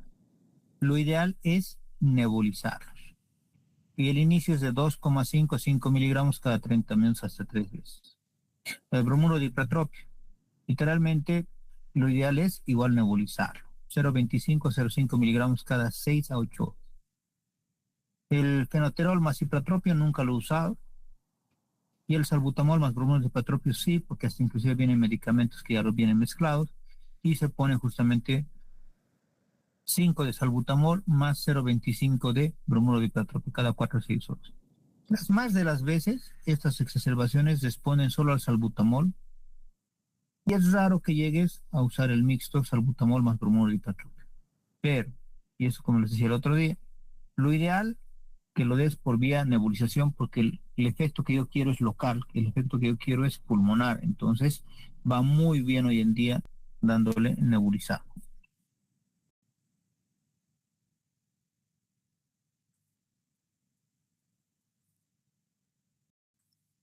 Ahora, acá, vamos un poquito. Ya. En esta diapositiva de acá, antibióticos recomendados. Bueno, ya hemos mencionado solo para quedar por último. Si tiene sin factores de riesgo, o sea que su edad no es tan anciano, su BF1 está más de 50, o sea, no es grave, menos de 2 exacerbaciones al año, no tiene cardiopatías, podemos iniciar con amoxiclavulánico, ampicsulbactana, citro, clarito, furoxima, o sea, nos hemos ido más con betalactámicos y con macrólidos, ¿no? Perfecto. Pero si es que tiene algún factor de estos o más de un factor, quinolona. Fluoroquinolonas, y miren que el amoxiclavulánico está por debajo y cipro también va bien, pero principalmente, generalmente usamos levo. No nos llega aquí mucho moxifloxacina, si han visto, pero levo sí. Entonces levo yo les inicio, como dice, 750 y demás, y después los bajo a 500. Entonces va bien. Venga un segundito que me están escribiendo el hospital de ese dato.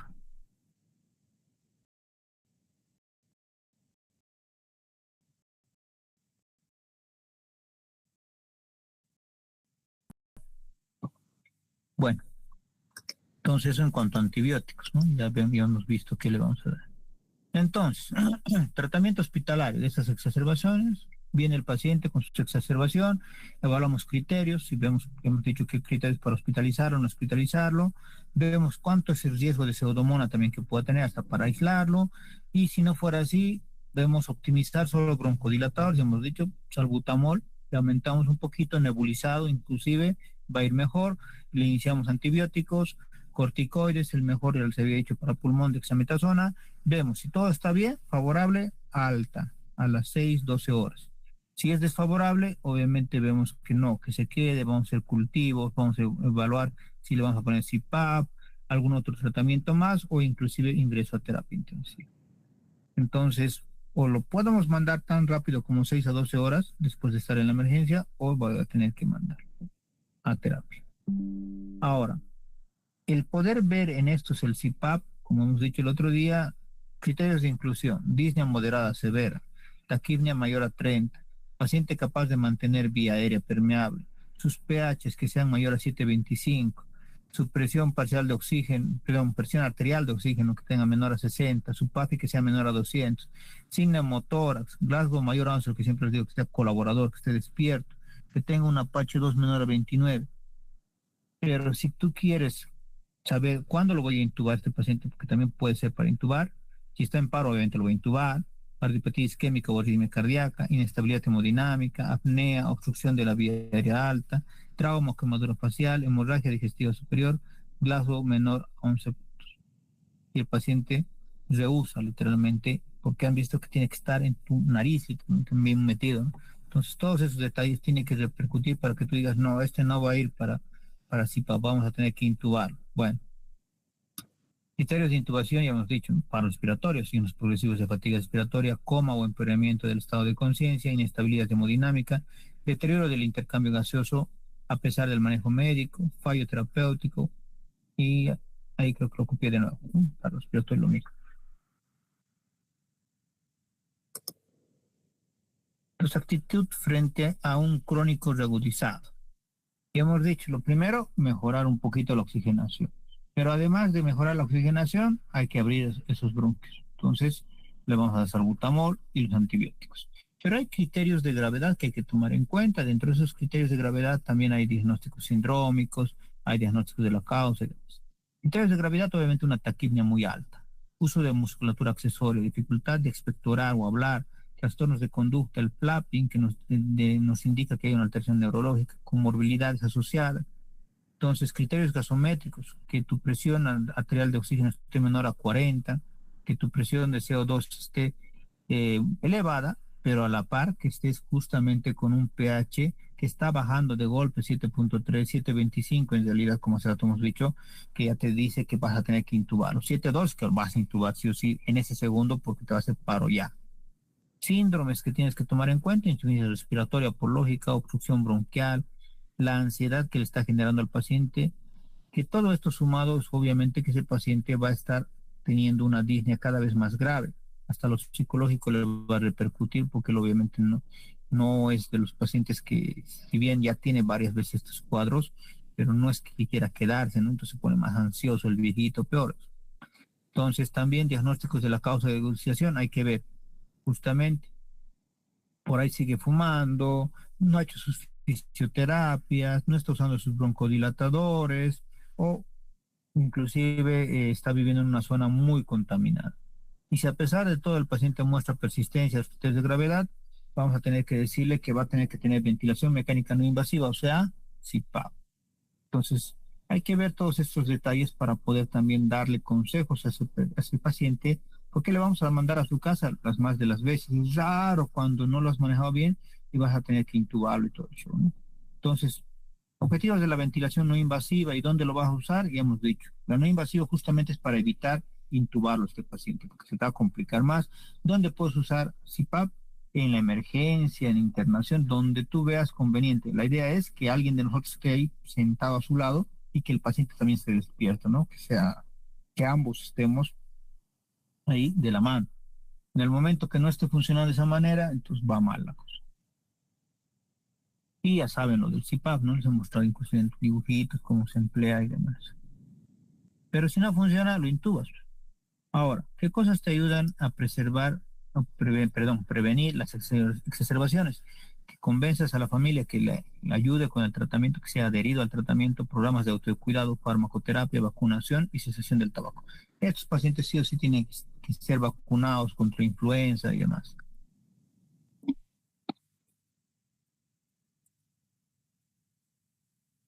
Y ahí terminamos exacerbación de POC. Ahora vamos a ver lo que viene a ser la crisis asmática. Es cortito. Bueno, entonces asma, no vamos a ver asma como tal, pero sí crisis asmática. Y vamos a decir que la crisis asmática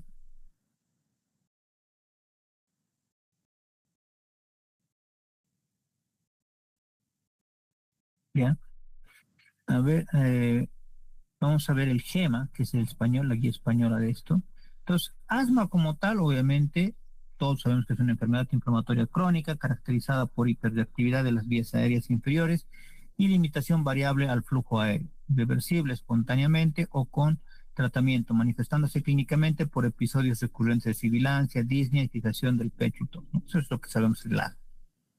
Pero una crisis asmática como tal será aquel que tiene recurrencias que lo van a llevar a la emergencia en todo momento, ¿no? Sea en la mañana, sea en la noche, ¿no? Porque se acuerdan, vamos a dividirlo igual con la tablita esta para lo que es el asma como tal, leve, moderado, grave y crisis asmática. E inclusive también te puede llevar a paro respiratorio, ¿no?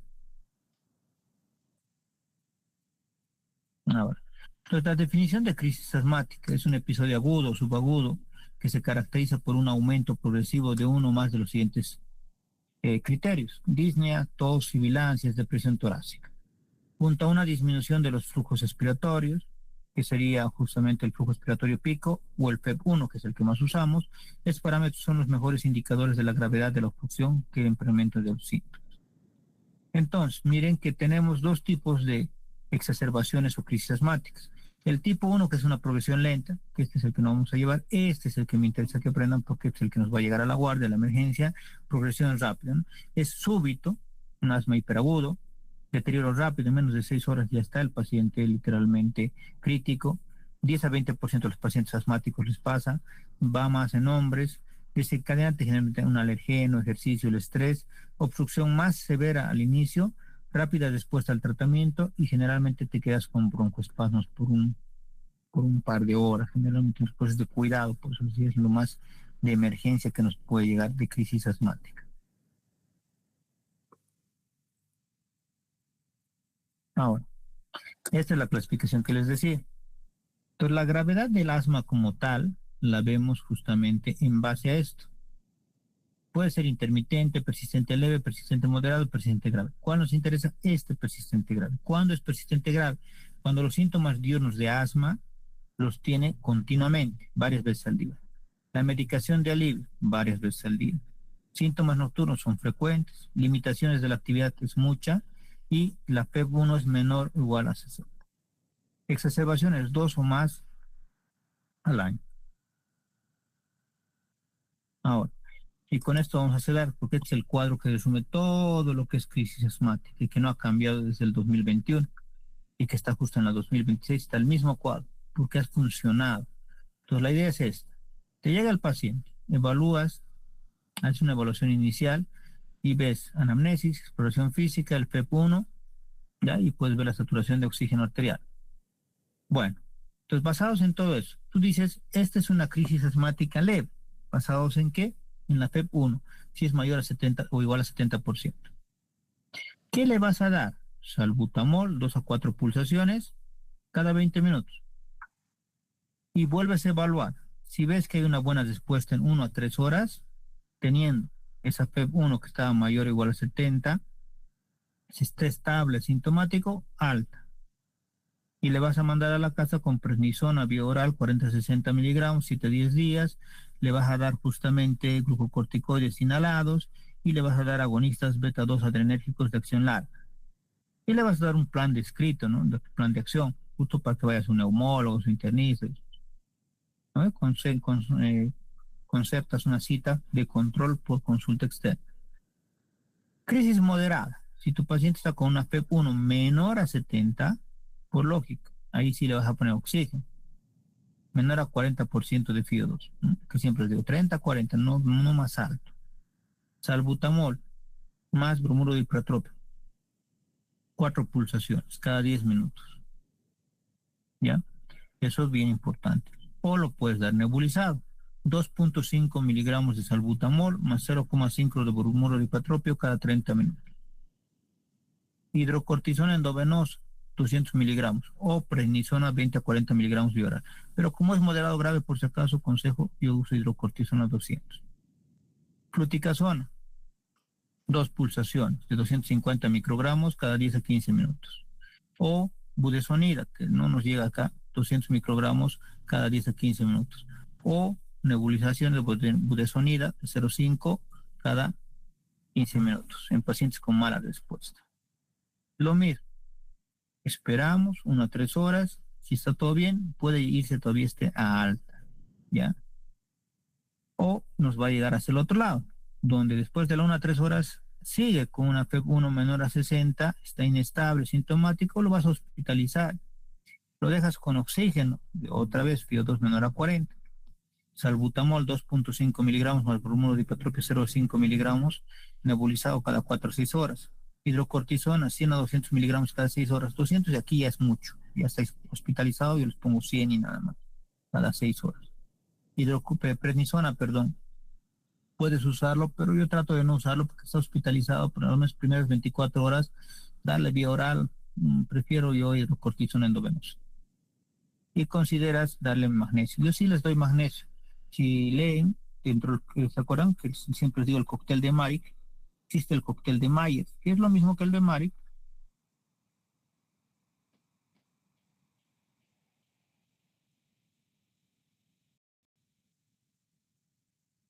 ¿Ya? Literalmente es igualito que el Marik, solo que le aumenta el sulfato de magnesio.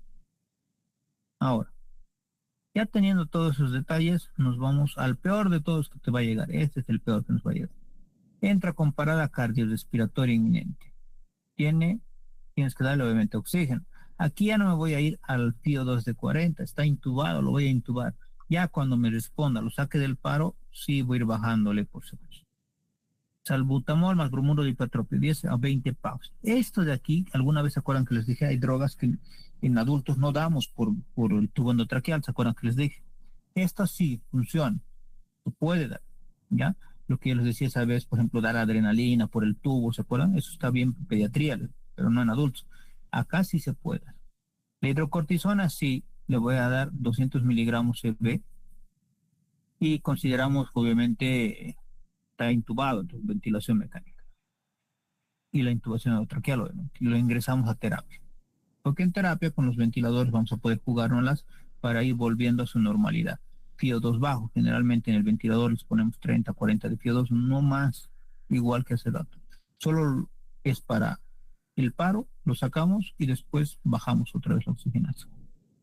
Y obviamente tiene mala respuesta, pues está intubado, entonces se va a ir sí o sí a terapia intensiva. Bueno, con eso hemos terminado. Ahora sí, un segundo.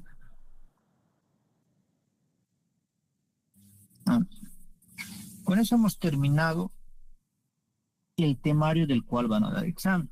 Ya. Mañana, a primera hora, cuando nos veamos, mañana es viernes, ¿no? Sí, mañana vamos a tener un tema, bueno, 3 temas, pero un tema que es, vamos a ser más largo, que es de 15 minutos, que es COVID, y 2 temas cortitos de 5 minutos, que es ANTA, y que es la parte de influenza. Es bien cortitos, parte viral. Entonces terminamos eso y viene su examen, que van a ser 2 casos que estoy preparando para ustedes, ¿ya?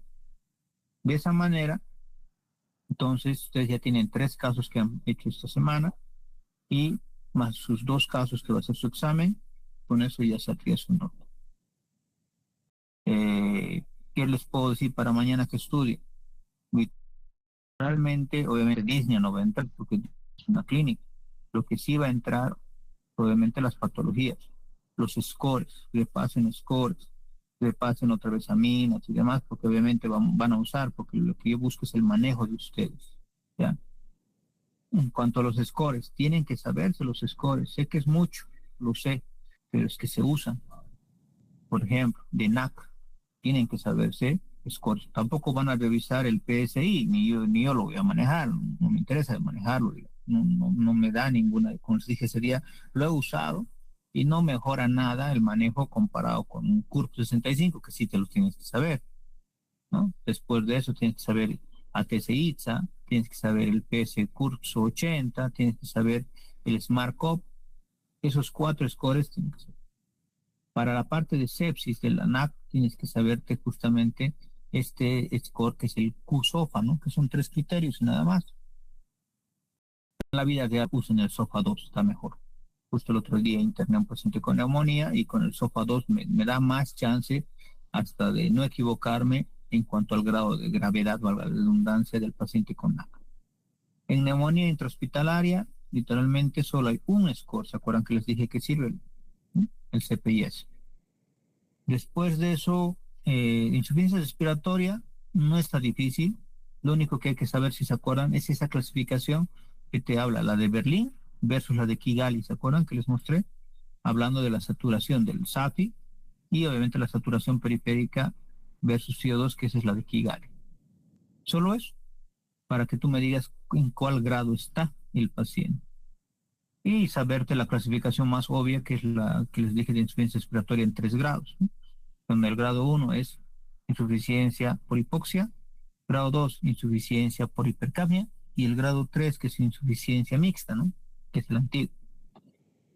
Acto seguido a eso que nos hemos llevado, bueno, hoy día, que sería justamente de TEP, tienen que saber solamente el Wells modificado, esos algoritmos que les he dado al final, que son más o menos como basarte rápidamente para el diagnóstico y el tratamiento, también se los resumí ese dato cuando me preguntó uno de ustedes. Después de exacerbaciones por EPOC, en realidad, si se acuerdan, todo, tanto EPOC, su exacerbado, como la crisis asmática, todos nos basamos en la FEP1. Solo apréndanse eso. De crisis asmática, el último cuadro que les acabo de dar, basado en el GEMA, eso es lo que van a hacer, de acuerdo, si es que les toca un caso de crisis asmática. Así de sencillito. Entonces tienen que saber drogas, sí. Eso sí no les puedo, digamos, decir que no aprendan. Tienen que saber, por eso les he dado con dosis de salbutamol, dosis de bromuro de hipratrópico, o sea, drogas que hay acá. Tampoco les he dado, les he mencionado, inclusive drogas que no llegan acá, porque no las tenemos constantemente, ¿no? Como las metilsantinas, a veces llega, a veces no llega, entonces ¿para qué aprender que algo que no? Salbutamol siempre lo vamos a tener, así que tienen que saber. Bromuro de hipratropio siempre hay, así que tienen que saber. Corticoides, pues les he recalcado cuánto se debe usar de hidrocortisona o en qué momentos de dexametasona, ¿no? Tienen que saber, porque eso también tenemos a la mano. Antibióticos tienen que saber, por lógica, ¿no? Les he enseñado manejo de antibióticos en las distintas neumonías, igual en lo que viene a ser exacerbaciones del EPOC, porque su exacerbación es dada por una infección. Y con eso terminaríamos toda esta parte respiratoria. No sé si tienen alguna duda, pregunta, antes de hacer la clase.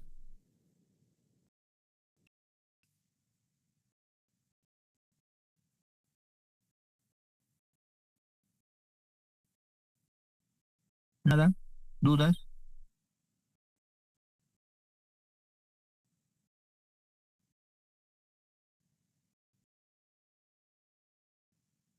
Bueno, si no hay dudas, doctores, mañana nos veríamos 8 en punto, empezamos con la clase. Yo estimo que en 40 minutos acabamos todo, la parte de virales. No va a entrar esos exámenes por si acaso. Lo que sí es de que terminamos eso y ya deberían estar todos listos para dar su examen, que va a durar otros 40 minutos más o menos. Eh, Tienen que tener una cámara prendida, ¿no? Eso ya lo saben. Y bueno, te entréganse 2, 3 hojitas, ¿no? Para que ese rato anoten y demás. Karen.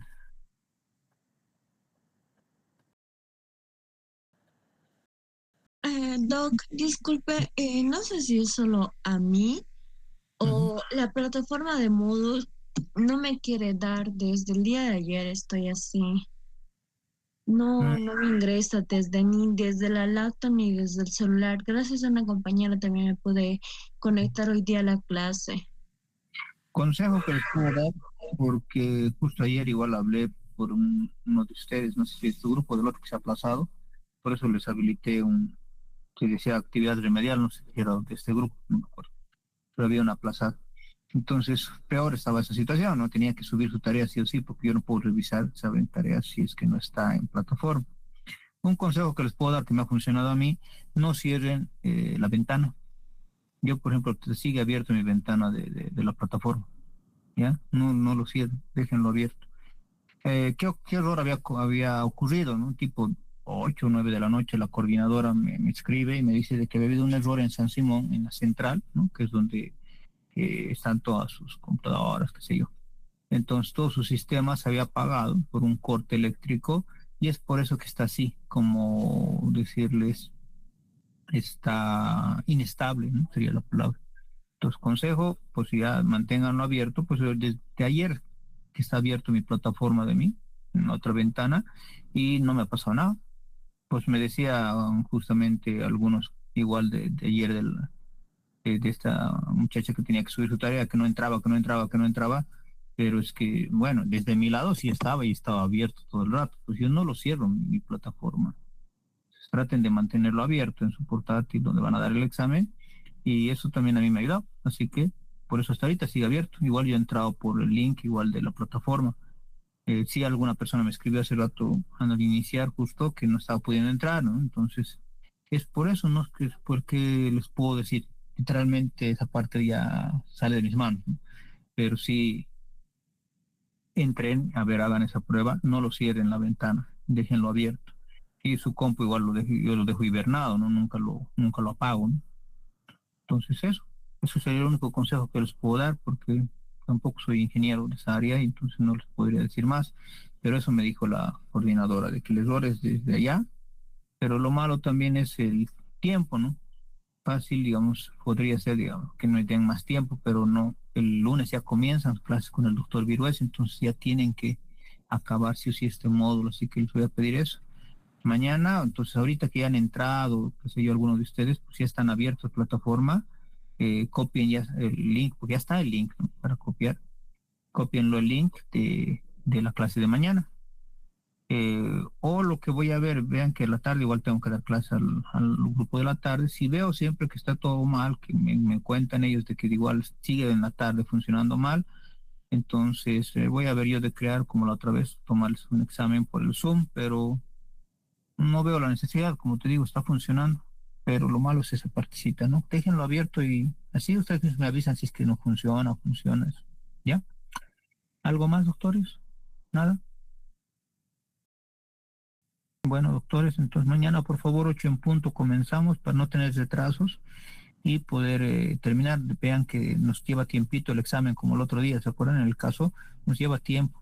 Entonces por eso les digo, sí o sí 8 en punto comenzaremos para poder culminar a tiempo. ¿Ya? Bueno, que tengan buen resto de día, repasen por favor y nos vemos mañana. Hasta luego.